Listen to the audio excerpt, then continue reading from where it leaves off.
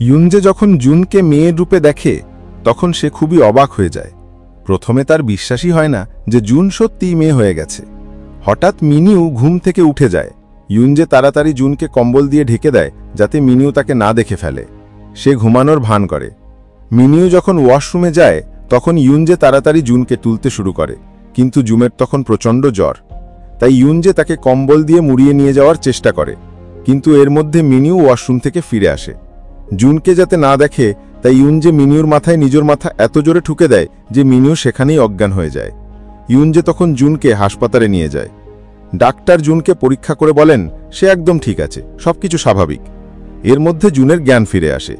সে একটু অবাক হয়ে বলে, আমি হাসপাতালে কিভাবে এলাম? কিন্তু তাকে ঠিক দেখে ইউনজে জোরে জোরে বলতে থাকে, তুমি ঠিক হয়ে গেছো, তুমি আবার মেয়ে হয়ে গেছো। এটা শুনে জুনও খুব খুশি হয়ে যায়। তখন ডাক্তার আর নার্স তাদের দিকে তাকিয়ে তাকিয়ে ভাবতে থাকে, এদের কি হয়েছে, এদের আবার পরীক্ষা করতে হবে। এরপর তারা দুজন নিজ নিজ বাড়িতে চলে যায়, কিন্তু সেখানেও তারা ভিডিও কলে কথা বলছিল, কারণ দুজনেরই বিশ্বাস হচ্ছিল না যে এটা সত্যি। তখন ইউনজের বোন ইউনা আসে। আজ সে ইউনজের সাথে খুব ভালোবাসার সাথে কথা বলতে থাকে। বলে, আমি তো তোমার একমাত্র বোন, তাই না? তাই তুমি যাকে পছন্দ করো, যাকে ভালোবাসো, আমি তোমাকে সাপোর্ট করব। ইউনজে বুঝতে পারে না এটা দিয়ে কি বলতে চাইছে। সে বলে, তার মানে কি? ইউনা বলে, ভালোবাসায় কোনো ভুল নেই। তারপর সে ইউনজের কাছে গিয়ে তাকে জড়িয়ে ধরে বলে, আমি তোমার সাথে আছি। ইউনজে বেচারা বলতে থাকে, আমার থেকে দূরে সরে যা। কিন্তু ইউনা বলছিল কারণ তার মনে হয়েছিল ইউনজে জিনকে অর্থাৎ জুনের ছেলে রূপকে পছন্দ করে। এদিকে হেজি তার এক বন্ধুর সাথে দেখা করতে গিয়েছিল। সেখানে এক বন্ধু তাকে বিয়ের আমন্ত্রণ দেয়। তখন সবাই হেজিকে জিজ্ঞেস করতে থাকে, তুমি কাউকে ডেট করছো না? তুমি অনেকদিন ধরে সিঙ্গেল, তাই না? সবাই তার উপর দয়া দেখাতে থাকে। যার বিয়ে হচ্ছিল সে বলে, তুমি আমার বিয়ের ফুলের তোড়া ধরে নিও, হয়তো তোমারও বিয়ে হয়ে যাবে। এত কিছু শুনে হেজি মিথ্যা বলে, আমি কাউকে ডেট করছি। তখন সবাই তাকে ছবি দেখাতে বলে। তখন হেজি জুনের ছেলে রূপের ছবি দেখায়, যেটা সে চুপিসারে তুলেছিল। এত সুদর্শন আর তরুণ ছেলে দেখে সবার চোখ ছানাবাড়া হয়ে যায়।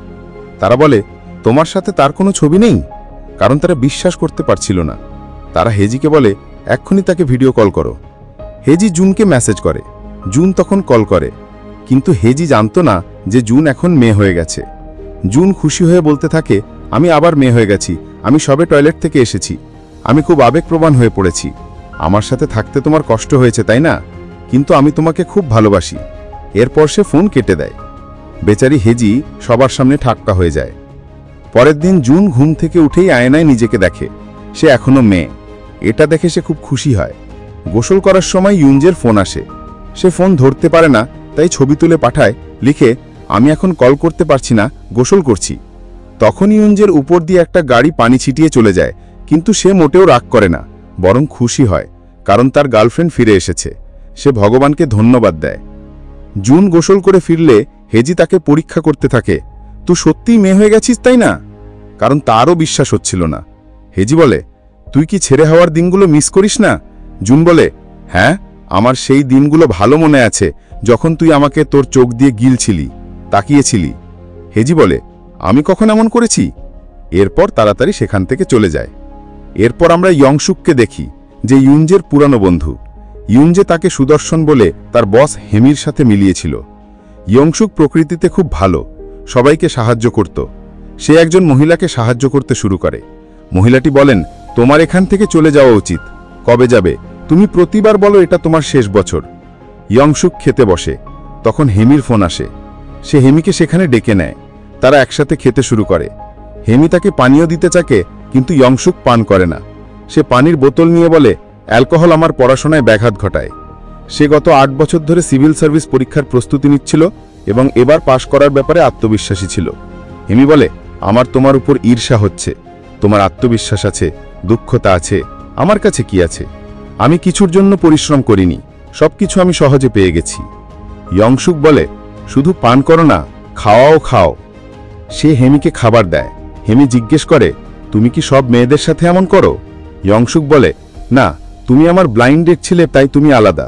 হেমি বলে, এটা কি তোমার প্রথম ব্লাইন্ড ডেট ছিল? ইয়ংশুক কিছু বলে না, শুধু তার হাত থেকে বোতল নিয়ে নেয় যাতে সে বেশি না খায়। এতে হেমি তার প্রতি মুগ্ধ হয়। ইতিমধ্যে জুন আর হেজির বাবা মা তাদের বাড়িতে আসেন।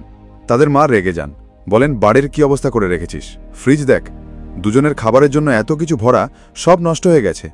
তারপর তিনি বাথরুম পরিষ্কার করতে যান, কিন্তু তাদের বাবা রাগ করেন না, বলেন তোমরা কেন বললে না যে আসছি, আমরা বাড়ি পরিষ্কার করে রাখতাম, আমি তোমাদের খুব মিস করেছি। তিনি তাদের সেই রাতে থাকতে বলেন। তখন তাদের মা বাথরুম থেকে ছেলেদের আন্ডারওয়্যার হাতে নিয়ে বেরিয়ে আসেন। সেখানে শেভিং ক্রিম আর রেজারও ছিল। তিনি বকা দিয়ে বলেন, এটা কি, এটা কার? প্রথমে তারা চুপ থাকে, তারপর বলে আমরা এখন বড় হয়েছি, এসব স্বাভাবিক। মা বলেন স্বাভাবিক তো বটে, কিন্তু এটা কোন ছেলের যে এখানে তার আন্ডারওয়্যার ফেলে গেছে? প্রথমে তারা জুনের উপর সন্দেহ করেন। জুন বলে ইয়ঞ্জে এমনময়। তখন মা হেজিকে জিজ্ঞেস করেন। হেজি জুনকে বলে এখন সত্যিটা বলিস না। কিন্তু জুন মিথ্যা বলে, এটা হেজির বয়ফ্রেন্ডের। তাদের বাবা মা খুশি হয়ে বলেন তোরও বয়ফ্রেন্ড আছে? জুন হেজিকে তার ছবি দেখাতে বলে, অর্থাৎ তার ছেলের রূপের ছবি। বিচারি হেজি জুনের মুখের দিকে তাকিয়ে থাকে, ভাবে এ কোথায় আমাকে ফাঁসিয়ে দিল, কিন্তু ফাঁসিয়ে দিয়েছে, তাই কি আর করা যায়। তাদের বাবা মা চলে যাওয়ার সময় হেজিকে বলেন পরের বার আমাদের ওই ছেলের সাথে দেখা করাবি। তারা চলে গেলে হেজি হাতের মপ নিয়ে জুনের পিছনে তাড়া করে, বলে কেন তাদের সত্যিটা বললি না? জুন বলে আমি তাদের চিন্তায় ফেলতে চাইনি। হেজি বলে তাহলে আমার নাম কেন টেনে আনলি, আমাকে কেন ফাঁসালি? দুজনে এই নিয়ে তর্ক শুরু করে। খাওয়ার সময় হেজি বলে তুই এখন মেয়ে হয়ে গেছিস, তাহলে তাদের বললি না কেন? জুন বলে যা হয়ে গেছে তা হয়ে গেছে, বলে তাদের কষ্ট দিয়ে কী লাভ।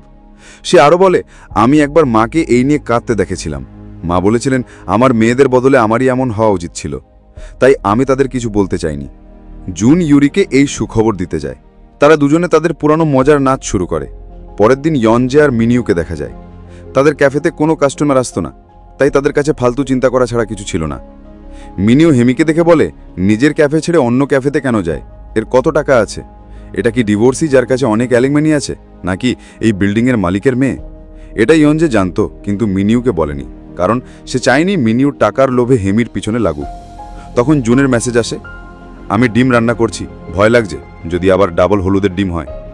গতবার এমন ডিম খেয়েই জুন পরের দিন ছেলে হয়ে গিয়েছিল। এটা শুনে ইয়ঞ্জে ভয় পেয়ে বলে আমি অনেক খাবার নিয়ে আসছি, তুই কিছু খাস না। কিন্তু বাস মিস হয়ে যায়, তাই সে সাইকেলে যায়। জুনের কাছে পৌঁছে তার টেনশন হয় যদি আবার ছেলে হয়ে যায়। জুন বুঝে যায় সে কেন এটো তাড়াহুড়ো করে এসেছে। সে ইয়ঞ্জেকে ধন্যবাদ দেয় এবং তাকে চুমু দিতে বলে, কিন্তু চুমু দেওয়ার সময় তারা দুজনেই জুনের ছেলের রূপের কথা মনে করে হাসতে থাকে। তারপর তারা একে অপরকে চুমু দেয়। তারা খুশি ছিল যে এই সমস্যা কিছু সময়ের জন্য ছিল এবং এখন তারা আগের মতো একসাথে থাকতে পারবে।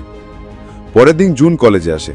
সেখানে ইয়ঞ্জের সাথে একটি মেয়ে ছিল যে তার খুব কাছাকাছি মনে হচ্ছিল। জুন ঈর্ষান্বিত হয়ে তাড়াতাড়ি তার কাছে যায় এবং তার হাত ধরে। সেই মেয়ে অবাক হয়ে বলে এ কে? ইয়ঞ্জে বলে এ আমার গার্লফ্রেন্ড জুন। জুন বলে এ মিঞ্জু, আমার জুনিয়র। মিঞ্জু বলে ইয়ঞ্জে তুমি আমার জায়গায় গার্লফ্রেন্ড নিয়ে এলে, 1 বছরও অপেক্ষা করতে পারলে না? জুনের সামনে সেই ইয়ঞ্জের গাল টানতে থাকে। এতে জুন খুব রেগে যায়। মিঞ্জু ইচ্ছা করে বলে এই শুক্রবার আমাদের ডিপার্টমেন্টের পার্টি, আমার আসার জন্য ডবল উৎসব হবে, তুমি অবশ্যই আসবে, না এলে আমিও যাব না। জুনকেও বলে তুমি অবশ্যই এসো। তারপর ইয়ঞ্জের কানে কিছু বলে, এটা আমাদের গোপনীয়তা। জুনকে আরও রাগানোর জন্য সেই ইয়ঞ্জের কাঁধে হাত রাখে। জুন এত রেগে যায় যে সেখান থেকে চলে যায়। মিঞ্জু একটা ছেলেকে নিশ্চিত করে যে এটা সত্যিই তার গার্লফ্রেন্ড। মিঞ্জিও ইয়ঞ্জেকে পছন্দ করত, তাই সে জুনের উপর ঈর্ষান্বিত ছিল। প্রথমে সে পার্টিতে যাওয়ার কথা ভাবেনি, কিন্তু এখন মন বদলায়। ইয়ঞ্জে জুনকে মানাতে একটি রেস্টুরেন্টে নিয়ে যায়, কিন্তু জুন বিয়ার খেতে শুরু করে। ইয়ঞ্জে তাকে বোঝায় ওই মেয়েটা এমন নয়, আমাদের মধ্যে কিছু নেই, সে মজার মেয়ে কিন্তু খারাপ নয়। এতে জুন আরও রেগে যায়, বলে তুমি তার পক্ষ নিচ্ছ। জুন এত রেগে যায় যে পার্টিতে যাওয়ার সিদ্ধান্ত নেয়। সে কাপড় দেখতে শুরু করে এবং হেজিকে পরামর্শ চায় কি পরে যাওয়া উচিত, কিন্তু কিছুই তার পছন্দ হয় না। শেষে একটি সাধারণ পোশাক বেছে নেয় যেটা তার ভালো লাগে। পার্টির দৃশ্যে দেখা যায় ইয়ঞ্জে জুনের জন্য অপেক্ষা করছে। মিঞ্জু তার কাছে এসে তাকে ভিতরে নিয়ে যেতে চায়। ইয়ঞ্জে বলে আমি আমার গার্লফ্রেন্ডের জন্য অপেক্ষা করছি। মিঞ্জু তাকে জোর করে নিয়ে যায়। তাদের বন্ধুরা বলে আমরা ডাকলে তুই আসিস না, মিঞ্জু ডাকলেই এলি, তোদের মধ্যে কি চলছে? ইয়ঞ্জে ওয়াশরুমে যায়, কিন্তু ফোন ফেলে যায়। তখন জুনের ফোন আসে। মিঞ্জু ইচ্ছা করে ফোন তুলে বলে আমি ইয়ঞ্জেকে ইনভাইট করেছিলাম, তাই সে এসেছে।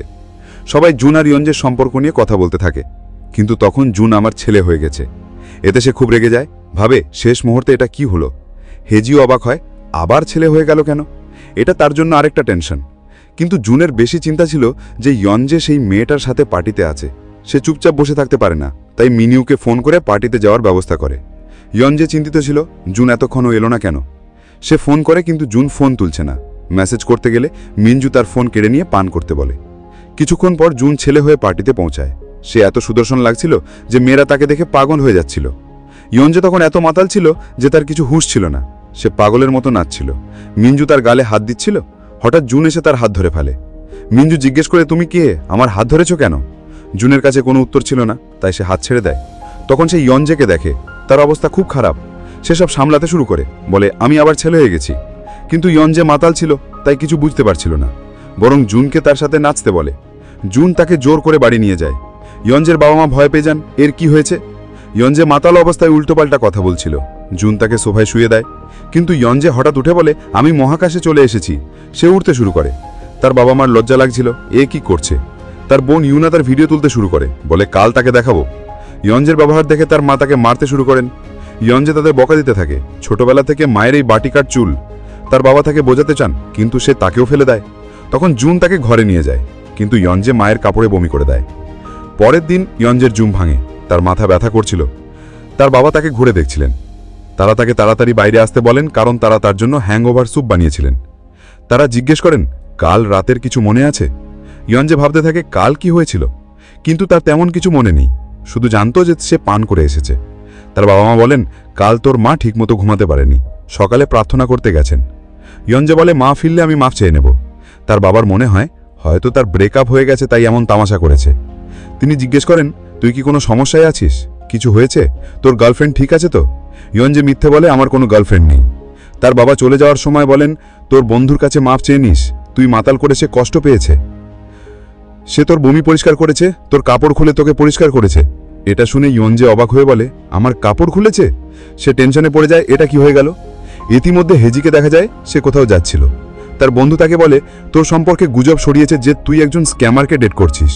হেজি বলে, তাদের বলতে দে, এবং ফোন কেটে দেয়। তখন তার চোখ পড়ে ইয়ংসুকের ওপর, যে বাসি ঘুমোচ্ছিল। সে তাকে চিনে ফেলে, কারণ সে স্কুলের সহপাঠী ছিল। ইয়ংসুকের স্টপ আসতেই সে হঠাৎ উঠে তাড়াহুড়ো করে নামতে যায়। এতে ভুল করে হেজির সাথে ধাক্কা লাগে এবং তার সিভিল সার্ভিসের বই মাটিতে পড়ে যায়। এটা দেখে হেজি ভাবতে থাকে, কারণ ইয়ংসুক স্কুলের সময় থেকেই সিভিল সার্ভেন্ট হতে চাইত। অতীতের একটি দৃশ্য দেখানো হয়। হেজি ইয়ংসুককে বলে, যদি আমার এমন চেহারা হতো আমি মডেল হতাম, এমন চেহারা নষ্ট করতাম না। ইয়ংসুক বলে, এই চেহারা আমার বাচ্চাদের কাছে উত্তরাধিকার হিসেবে যাবে, আমি 3টে বাচ্চা চাই। হেজি বকবক করে, 3টে বাচ্চা পালতে আমাকেও চাকরি করতে হবে? অর্থাৎ সেই ইয়ংসুককে পছন্দ করত। ইয়ংসুক শুনে বলে, মাকে বাড়িতে থাকতে হবে, টাকা উপার্জনের জন্য আমি একাই যথেষ্ট। অর্থাৎ সেও ইয়ংসুককে পছন্দ করত। এখন হেজি অবাক হয়ে তাকে দেখে, ভাবে এটা কি সেই ইয়ংসুক? ইয়ঞ্জে তখন চিন্তিত ছিল। তার বোন ইউনা তার জন্য জুস নিয়ে আসে, বলে এটা খেলে ভালো লাগবে। তারপর বলে, জিন তোর উপর রাগ করবে নাকি? ইয়ঞ্জে বলে, হ্যাঁ, কাল আমি মাতাল ছিলাম, তাকে আমাকে পরিষ্কার করতে হয়েছে। ইউনা বলে, না। তারপর তাকে কাল রাতের ভিডিও দেখায়, যেটা সে রেকর্ড করেছিল। ইউনা রাতে ফোন রেকর্ডিং মোডে রেখে দিয়েছিল, তাতে ইয়ঞ্জের কথা রেকর্ড হয়েছিল। সে জুনকে বলছিল, মানুষ বদলায় না, কিন্তু তুই বদলে গেছিস। তুই কি এমন করে ছেলে থেকে মেয়ে হয়ে যাস? এটা কিভাবে সম্ভব? সে কাঁদতে কাঁদতে বলছিল, তুই আমার অনুভূতি নিয়ে খেলছিস। এটা শুনে জুন খুব আঘাত পায়। সে ইয়ঞ্জের কাছে মাফ চেয়ে চলে যায়। ইয়ঞ্জে এতে খারাপ বোধ করে, ভাবে মাতাল অবস্থায় আমি এসব কি বলে ফেলেছি। সে জুনকে দেখতে যায়, কিন্তু হেজি তাকে মানা করে, বলে এখন তার সাথে দেখা করো না, সেও চিন্তিত, তাকে একটু সময় দাও। এসবের মধ্যে ইয়ঞ্জে কলেজে পড়াশোনায় মন দিতে পারছিল না। গেম খেলতে গেলেও জুনের কথা মনে পড়ত। সে স্ট্রেসে ছিল, তাই জুনের মায়ের দেওয়া জেলি খাচ্ছিল। অথচ সে জুনকে বলেছিল, আমি তোর সাথে আছি, জেলি খাস না। কিন্তু এখন তার নিজেরই জেলির প্রয়োজন হচ্ছিল। পরের দিন সে জুনের সাথে দেখা করে সেই রেস্টুরেন্টে, যেখানে তারা প্রথম দেখা করেছিল। সে তার ভুলের জন্য মাফ চায় এবং তাকে খেতে যেতে বলে। কিন্তু এবার জুন সিদ্ধান্ত নিয়েছিল যে তাদের সম্পর্ক শেষ করে দেবে। তার মনে হয়েছে সে নিজের স্বার্থের জন্য ইয়ঞ্জের অনুভূতিকে উপেক্ষা করছে, তাই ব্রেকআপ করাই ভালো। এটা শুনে ইয়ঞ্জে অবাক হয়ে বলে, তুই মাতাল অবস্থায় বলা কথার জন্য এটা বলছিস? জুন বলে, না, এবার আমার অন্যরকম লাগছে। যদি এবার আমি মেয়ে না হতে পারি, তাহলে আমি চিরকাল তোর সাথে এমনভাবে থাকতে পারবো না। ইয়ঞ্জে তখন কিছু বলে না, তাকে গেম খেলতে নিয়ে যায়। সেখানে বলে, তুই যদি এক রাতে ছেলে হয়ে যাস, তাহলে কি আমার অনুভূতি শেষ হয়ে যাবে? আমি তোকে হারাতে পারবো না। তোর ছাড়া আমার জীবন অসম্পূর্ণ, তাই আমরা ব্রেকআপ করতে পারি না। এরপর হেজিকে দেখা যায়। ইয়ংসুকের সাথে দেখা হওয়ার পর সে স্কুলের পুরানো ইয়ারবুক দেখছিল। তখন তার মনে পড়ে গতবার টেরো কার্ডে তার কাছে একটি কার্ড এসেছিল। সে সেটা খুঁজে বের করে। সেটা ছিল লাভার্স কার্ড, যার মানে তার ভাগ্যে প্রেম আসতে চলেছে। এটা দেখে সে খুব খুশি হয়। এখানেই এই এপিসোড শেষ হয়।